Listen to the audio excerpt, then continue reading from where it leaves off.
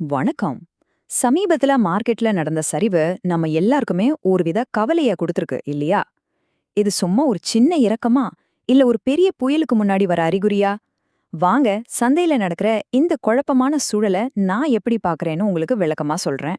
சரி, வாங்க இன்னும் கொஞ்சம் ஆழமா போலாம். நான் இத ஒரு மும்முனை அதிர்ச்சி அப்படின்னு சொல்றேன். அப்படின்னா என்ன? அந்த 3 காரணிகள் என்னென்ன? அது எப்படி ஒன்னோட ஒன்னு சேர்ந்து சந்தையில இவ்ளோ பெரிய பதற்றத்தை உருவாக்குதுன்னு நாம இப்போ தெரிஞ்சுக்க போறோம். இதுதான் நாம விடுவிக்க வேண்டிய முக்கியமான புதிர். முதல்ல நாம சந்திச்சுட்டு இருக்கிற பிரச்சனையோட அளவை சரியா புரிஞ்சுக்கணும். போன சில வாரங்களா மார்க்கெட்ல ஒரு பெரிய சரிவு ஏற்பட்டிருக்கு. இந்த வீழ்ச்சி ஏன் வந்துச்சுன்னு புரிஞ்சுக்கிறது தான் நம்மளோட முதல் படி. இந்த நம்பரை பாருங்க, 20 லட்சம் கோடி ரூபாய். இது சாதாரண தொகை இல்லைங்க. சொல்லப்போனா கடந்த 4 வருஷத்துல நம்ம சந்திச்ச மிக மோசமான வாராந்தர சரிவு இதுதான். இந்த மிகப்பெரிய இழப்பு என்ன நடக்குதுன்னு நாம உடனே கவனிக்கணுங்கிறதுக்கான ஒரு அலாரம் மாதிரி. இப்போ இதுக்கான காரணத்தை கண்டுபிடிக்கலாம் வாங்க. சந்தையோட இந்த பயத்துக்கு பின்னால 3 முக்கியமான காரணங்கள் இருக்கு. நான் அது சிம்பிளா எண்ணெய், போர் மற்றும் ரூபாய் அதிர்ச்சின்னு சொல்றேன். இந்த 3 விஷயம்தான் இப்போதைய நிலைக்கு மூல காரணம். ஆக, அந்த மும்முனை அதிர்ச்சினா என்னன்னு விரிவா பார்க்கலாம். இத நாம 3 பகுதிகளா பிரிக்கலாம். 1. விண்ணை முட்டும் அளவுக்கு ஏறிப்போன கச்சா எண்ணெய் விலை. 2வது, மேற்கு ஆசியாவில நாளுக்கு நாள் அதிகரிச்சுட்டு வர போர் பதற்றம். 3வது, இதுவரைக்கும் இல்லாத அளவுக்கு வீழ்ச்சியடைஞ்ச நம்ம ரூபாயோட மதிப்பு. பிரிண்ட் கச்சா எண்ணெய் விலை ஒரு பீப்பாய்க்கு $100 தாண்டிடுச்சு. இதுக்கு முக்கிய காரணம் மேற்கு ஆசியாவில, குறிப்பா ஹார்மஸ் ஜலசந்தியில ஏற்பட்டுள்ள பதட்டம்தான். இந்த விலை உயர்வு நம்ம பொருளாதாரம் மேல நேரடியான ஒரு பெரிய அழுத்தத்தை உருவாக்குது. இதோட சேர்ந்து நம்ம ரூபாயோட மதிப்பும் டாலருக்கு எதிரா 94.8ன்னு ஒரு புதிய வரலாற்று சரிவை தொற்றுக்கு. அதிக எண்ணெய் விலையும் பலவீனமான ரூபாயும் ஒரு இரட்டை தாக்குதல் மாதிரி செயல்பட்டு நம்ம பொருளாதார வலியை இன்னும் அதிகமாக்குது. இப்போ பாருங்க, இந்த எண்ணெய் விலை உயர்வும் ரூபாய் சரிவும் சேர்ந்து என்ன செய்யுதுன்னு. வெளிநாட்டு முதலீட்டாளர்கள், அதாவது எஃப்ஐஐஸ், இந்திய சந்தையிலிருந்து அவங்க பணத்தை வேக வேகமா வெளியெடுக்கிறாங்க. மார்ச் மாசத்துல மட்டும் சுமார் 34,000 கோடி ரூபாய் மதிப்புள்ள பங்குகளை வித்திருக்காங்க.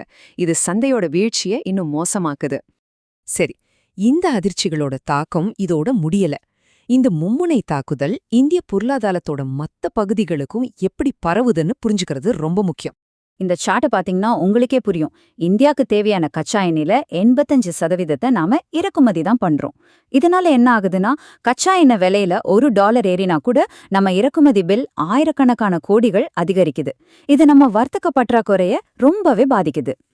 இப்போ ஒரு சுவாரஸ்யமான விஷயம் என்னன்னா, இந்த எண்ணெய் விலை உயர்வு எல்லா துறைகளையும் ஒரே மாதிரி பாதிக்கிறதில்ல. ஏர்லைன்ஸ், பெயிண்ட், ஆட்டோமொபைல் மாதிரி துறைகள் எரிபொருள் விலை உயர்வால் ரொம்பவே பாதிக்கப்படுது.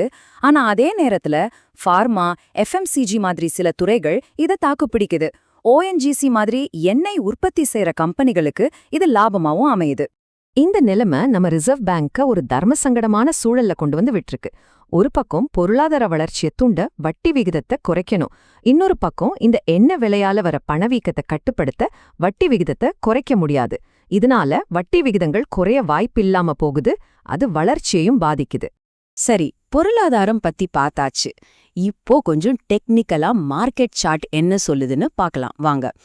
அடுத்த வாரத்துல நிஃப்டியோட முக்கியமான லெவல்கள் என்ன, முதலீட்டாளர்கள் மனநிலை எப்படி இருக்குன்னு அலசலாம். இப்போதைக்கு சந்தை ஒரு நிலையற்ற தன்மையில இருக்கு. ட்ரேடர்கள் மத்தியில ஏறும்போதெல்லாம் வித்துடுங்கிற மனநிலை இருக்கு. நிஃப்டிய பொறுத்த வரைக்கும் 22,400லிருந்து 22,500 வரைக்கும் ஒரு வலுவான சப்போர்ட் ஜோனாவும், 23,350லிருந்து 23,600 வரைக்கும் ஒரு முக்கியமான ரெசிஸ்டன்ஸ் ஜோனாவும் இருக்கு. இந்த சார்ட் சந்தையில பரவிக்கிட்டு இருக்கிற பயத்தை அப்படியே படம் முடிச்சு காட்டுது.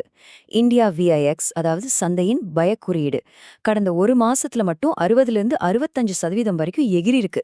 இது என்ன சொல்லுதுன்னா, முதலீட்டாளர்கள் ரொம்ப எச்சரிக்கையா இருக்காங்க, இன்னும் சரிவு வரலான்னு பயப்படுறாங்க. சரி, இப்போ நாம பார்த்த எல்லா தகவல்களையும் வச்சு அடுத்த வாரத்துல சந்தை எப்படி இருக்கலான்னு ஒரு 3 சாத்தியக்கூறுகளை பத்தி நான் சொல்றேன். அந்த மும்முனை அவர்ச்சி எப்படி மாறுதுங்கிறத பொறுத்துதான் சந்தையோட திசையும் அமையும்.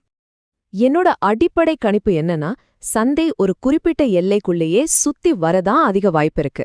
அதாவது பெரிய ஏற்றத்துக்கோ அல்லது பெரிய இறக்கத்துக்கோ உடனடி காரணம் எதுவும் இல்லாததால நிஃப்டி 22,400க்கும் 23,300க்கும் இடையில ஊசலாடலாம். ஒருவேளை போர் பதற்றம் குறையற மாதிரி ஏதாவது நல்ல செய்தி வந்தா சந்தையில ஒரு தற்காலிகமான மீட்சி வரலாம். இது நிஃப்டிய 23,600 லெவல் வரைக்கும் கொண்டு போகலாம். ஆனா அது நீண்ட காலத்துக்கு நீடிக்காது. ஏன்னா மத்த பொருளாதார பிரச்சனைகள் இன்னும் இருக்கு. ஒருவேளை நிலைமை இன்னும் மோசமாகி போர் பதற்றம் அதிகரிச்சா நிஃப்டி அதோட முக்கியமான சப்போர்ட் லெவலான 22,500 உடைச்சி கீழே போக வாய்ப்பிருக்கு. அப்படி நடந்தா சந்தை 22,000 லெவலை நோக்கி சரிய ஆரம்பிக்கும். ஆக மொத்தத்துல வரப்போற வாரம் எப்படி இருக்க போகுதுன்னா, ஒரு பக்கம் உலக அளவுல இருக்கிற பயம், இன்னொரு பக்கம் இந்திய பொருளாதாரத்தோட அடிப்படைகள். இது ரெண்டுக்கும் நடுவுல நடக்க போற ஒரு பெரிய கயிறிழுக்கும் போட்டிதான். இத ஞாபகம் வச்சுக்கிட்டா சந்தை நகர்வுகளை நாம சுலபமா புரிஞ்சுக்கலாம். கடைசியா ஒரு முக்கியமான விஷயம், இந்த பகுப்பாய்வு தகவல் மற்றும் கல்வி நோக்கங்களுக்காக மட்டுமே வழங்கப்படுது. இத முதலீட்டு ஆலோசனையா எடுத்துக்க வேண்டாம். எந்த ஒரு முதலீட்டு முடிவு எடுக்கிறதுக்கு முன்னாடியும் ஒரு தகுதி வாய்ந்த நிதி ஆலோசகர்கிட்ட கலந்து பேசுறது ரொம்ப அவசியம். நன்றி.